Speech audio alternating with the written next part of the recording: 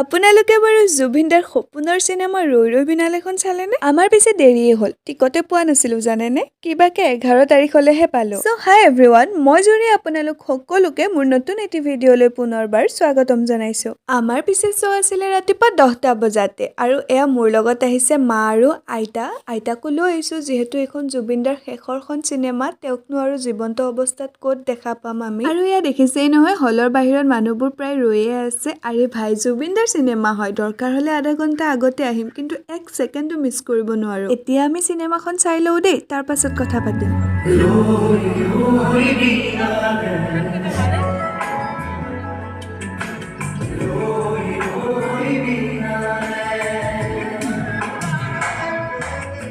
সঁচাকৈ কৈছোঁ ৰাইজ, চিনেমাখন চাই বহুত বেছিয়ে ভাল লাগিলে। মাথো কান্দিছোঁ চিনেমাখন চাই, কিন্তু চিনেমাখনত তেনেকুৱা কান্দিব লগা একোৱে নাছিলে।